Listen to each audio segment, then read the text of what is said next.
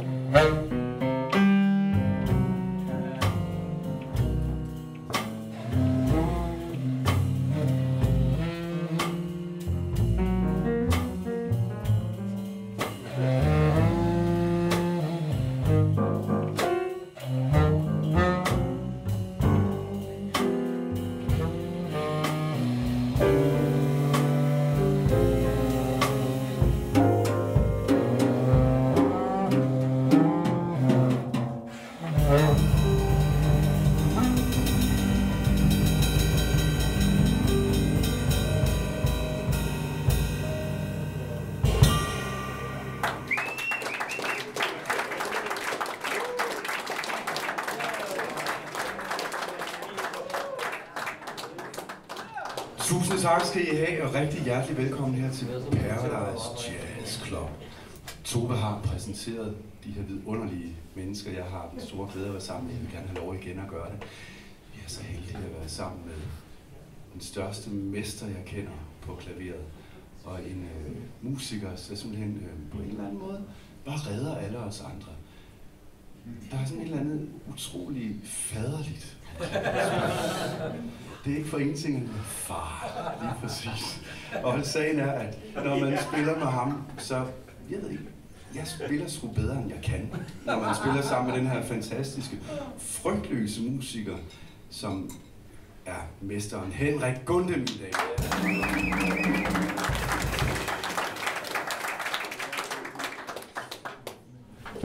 Normalt, når vi spiller, så er det Eske Nørlykke, der spiller kontrabas. Han har skadet sin hånd, desværre, og har fået inflammation og sådan noget, så han kan ikke spille. Men her på det seneste har jeg været så heldig at spille en hel del sammen med den her fantastiske bassist, som vi har fået med i aften. Og det er første gang, vi spiller sammen med bandet her, og det var en kæmpe stor fornøjelse med en sand virtuos og meget, meget stærk og personlig musiker og skønt menneske. Det er Jesper Thorn på kontrabas.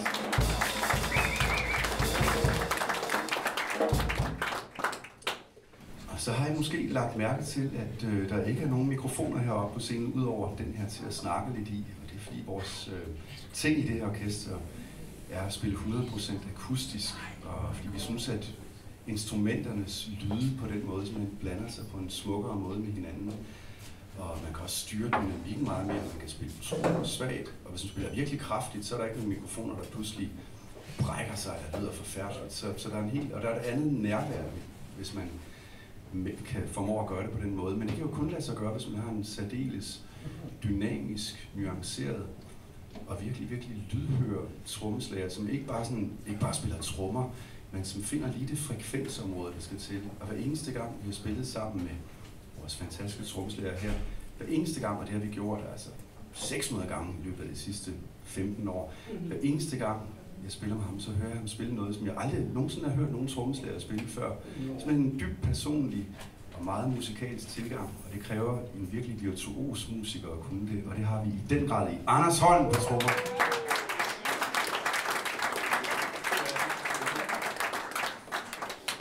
Og vi startede med et af numrene fra vores seneste album, pladen hedder Balanced, og det nummer, vi startede med.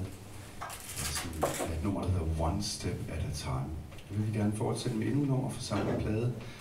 Det er en slags blues, med, hvor der går lidt nogle andre steder hen og vender lidt omvendt i temaet og sådan noget. Og det er sådan en, men samtidig en rimelig sådan, hvad siger du?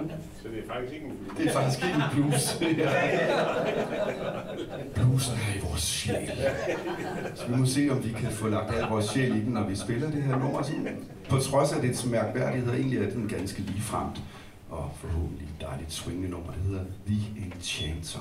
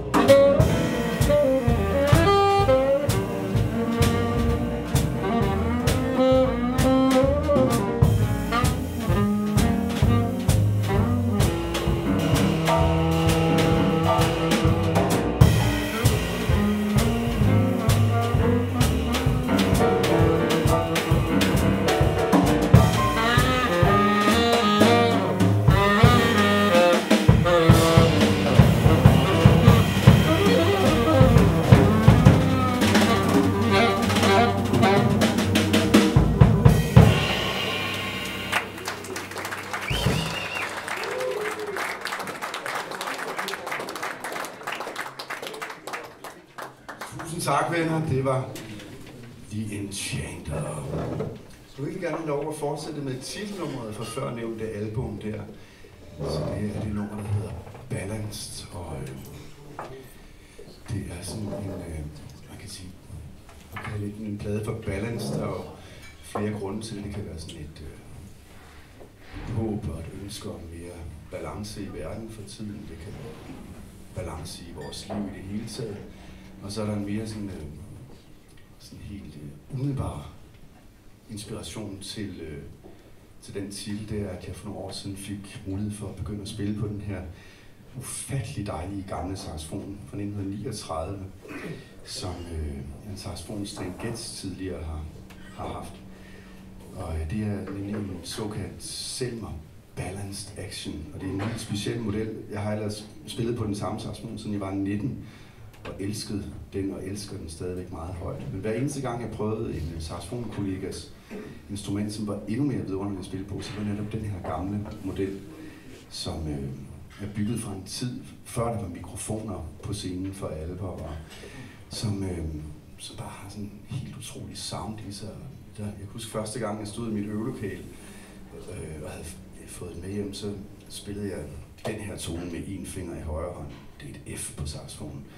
Og så jeg spillede den og tænkte, shit, telefonen ringer, der er vibration på.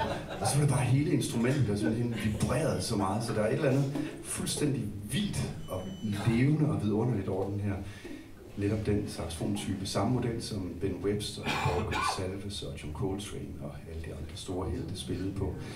Og jeg er så lykkelig og taknemmelig for, at jeg kan spille på netop det her instrument nu, så det er også sådan en slags tak til det her instrument, og nummeret hedder Balanced. Det der er fedt, det er, at den lyder især fedt på de dybe toner. Der er mange, der ikke er så vild med den her model, fordi de synes, den stemmer for lyst på de dybe toner. Men hvis man slapper af i læberne, så sker der et eller andet. Så breder jeg lige et eksempel af. Så breder det så virkelig ud nede i bunden her.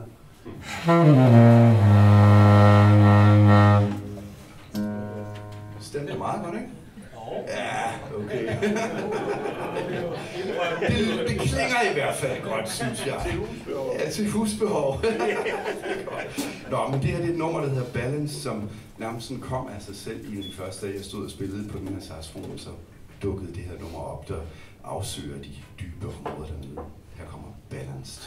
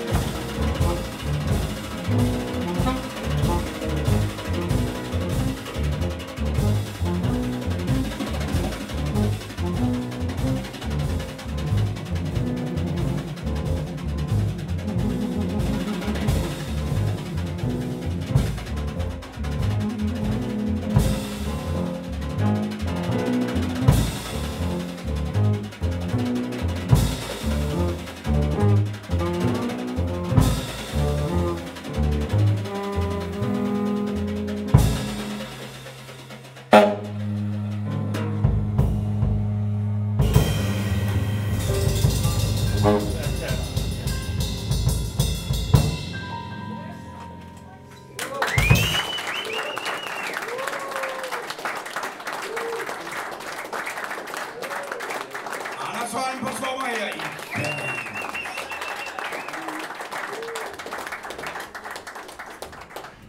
Tusind tak skal I have.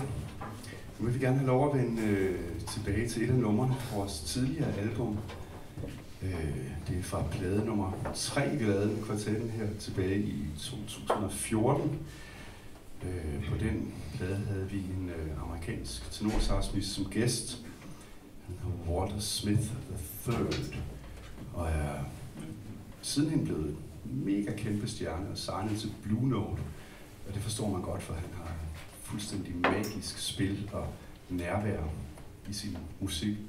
Og sammen med ham indspillede det her næste nummer, som er en dedikation til førnævnte Paul Gonsalves, som også spillede på sådan en saxofon her. Og Paul Gonsalves spillede med Duke Ellingtons orkester fra 1950, og indtil både Paul Gonsalves og Duke Ellingtons død i 1974. Og han er mest kendt for at have været med til virkelig at få Duke Ellington-orkestret tilbage på landkortet, da de spillede til Newport Jazz Festivalen i 1956, hvor det var gået sådan lidt ned ad bakke for orkestret, og de havde ikke helt så mange jobs og ikke helt så fine koncerter, som de havde haft før. Duke Ellington holdt sammen på orkestret og skulle spille til den her Newport Jazz Festival. Og de kom og var klar til at spille, så blev det udsat, så de først skulle spille først på natten. Og så med sådan en helt big band, der sidder der og venter, og så sidder folk, og så sidder man jo og drikker og bliver sur over at skal vente. Og da de gik i gang med at spille, var der ikke særlig mange publikummer tilbage, og så tænkte Duke Ellington, hvad pokker, så prøver vi bare, tager vi det som en åben prøve, og spiller nogle af vores gamle numre, vi ikke har spillet lang tid. Så besluttede de, at de skulle spille 2 numre, der hedder henholdsvis Diminuendo in Blue og Crescendo in Blue. Og så bad han Paul Gonsalves om at lave sådan en lille overledning mellem de 2 numre der, bare for at kæde dem sammen. Og det blev til en af jazzhistoriens længste og mest burning soloer, hvor der efter sine, altså der var kommet rigtig mange publikum til i mellemtiden, og der var jazzoptøjer, og politiet måtte neddæmpe gemytterne. Og det var det, han især var kendt for, men han var også i den grad en mester til at spille ballader, og med sin helt særlige klang. Og det her nummer, det hylder mere den tid af Paul Gonsalves fantastiske musik. Og her kommer en dedikation til ham, der hedder Salvation.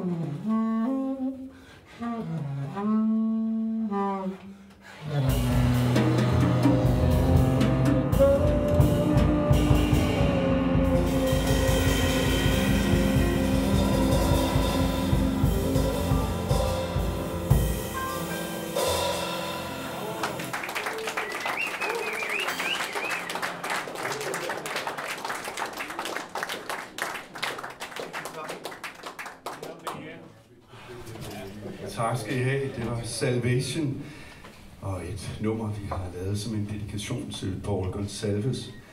Og som nævnt et nummer fra en af vores tidligere plader. Apropos plader, vi har husket at tage den med. Vi skal se, vi har en kæmpe stor kuffert her med både CD og LP'er.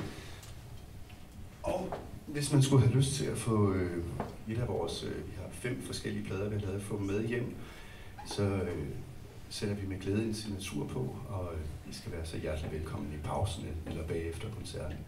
Vi har et enkelt nummer tilbage, og det er det første sæt, og det er et nummer, der omhandler noget af det, som man bruger rigtig lang tid på som musiker. Når man ligesom gør det i sit liv, man spiller musik, så er man nødt til at, man kan jo ikke spille på Paradise Jazz hver eneste aften, så man er nødt til at rejse alt desværre. Så er man nødt til at rejse alle mulige andre steder hen og også spille, og det gør, at man har rigtig meget rejsetid sammen. Det kan være tid i tog eller fly, men det kan også bare være, at man kører sammen i en tæt pakket bil til Thisted for eksempel. Så man har ufattelig meget køreglæde sammen. Og jeg har sådan en gammel stationcar, der ikke er specielt stor, men er så perfekt indrettet, at man kan være 4 personer. Tromsæt liggende fladt i bagagerummet, kontrabassen indover saxofonen. Hvis man pakker det helt perfekt, vil vi være der alle sammen. Og det er det hyggeligste, så kan man sidde og høre musik sammen alle 4. Og ja, få snakket om det der værd. Og det her det er et nummer, der omhandler, hvad skal man sige, den der køreglæde og den der cruise afsted. Ikke kører alt for hurtigt, bare sådan stille og roligt, og så kører man, så kommer skal man lidt til venstre, så skal man lidt til højre, så kommer der en rundkørsel, så kommer lidt køkørsel, og så kommer der flow i det igen. Det hedder The Drive, og det kommer hen.